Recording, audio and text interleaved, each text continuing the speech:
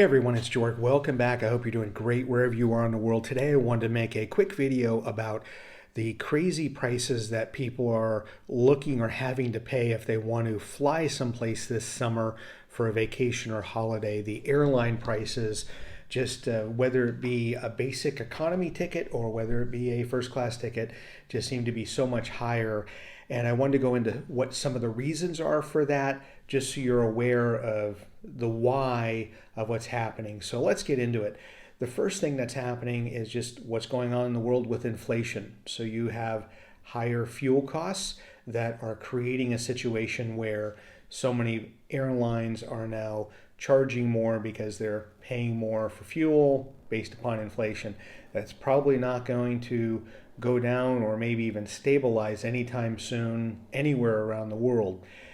The next thing is there's an older fleet of airplanes, and not because of what happened in 2020 and 2021, but just the fact that there are a lot of airlines that are not making new orders. So although production would have waned or maybe stopped in some areas for a couple of years during the pandemic, they're reluctant, so they're using older planes longer. Some of those older planes with older engines using more fuel than, let's say, a brand new airplane. So because of that, that's also creating an increased price point for those of you that are looking to travel someplace. And then something that over the last 5 to 7 years has been a point of concern for a lot of people, especially environmentalists, is decarbonization.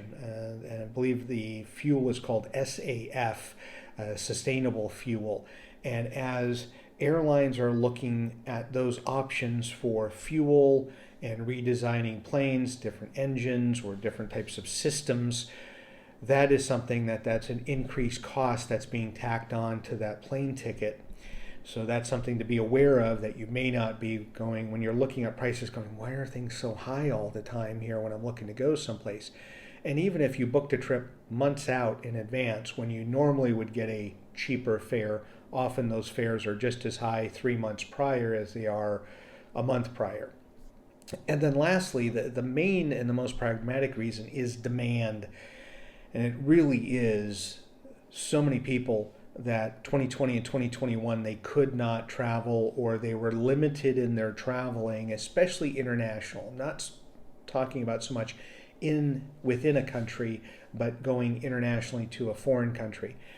And there are a lot of people that have FOMO from a couple of years of not being able to go see things, or there may be a worry that something may happen in the future that may cause them to not be able to see the things they want to see. So many people are traveling more than ever, spending more than ever to get to the places they want to see, whether it be bucket list places, which also happen to be places that get overrun with tourists, let's say in the summertime, as well as parts unknown and new places that are emerging as tourist hotspots or gateways to tourism. And it's really the demand that is the cost, the inflation all play a part of it. But airlines are charging the prices because they can, and because people are willing to pay sometimes what seems to be an outrageous sum of money, even for an economy ticket. And regardless of whether you have baggage and what your situation is, just to get on the plane with your backpack or a purse, when you're looking at those prices, sometimes you have to gasp and go, "Ooh, I don't know if I want to do that." But because of FOMO, a couple of years of not being able to travel, people are going to do it. And you have to make a decision on whether, 2024 may not be the year, already have the summertime here. Maybe it's 2025 or 2026. I'm going to wait and see. Maybe inflation will come down or stabilize a little bit. Maybe these prices will come down once people that have gotten some of the travel through their system stop traveling as often. Maybe the prices will come down a little bit. Demand will go down. I don't know if that's the case. I think that more people that have the ability to travel are going to continue to travel. So unless there are more planes built or more sustainable fuel that is able to be purchased at a reasonable rate. The demand's still going to stay high, and airlines, I mean, you can only manufacture so many new airplanes a year.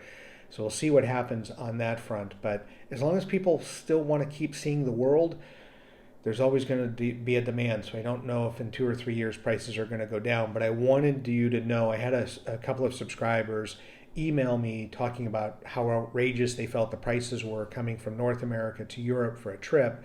So they're going to wait till next year and see what happens next year. But I wanted to go into the why, so that if you're looking at tickets, you now have some of the answers. So as always, thank you so much for watching, and enjoy your travels.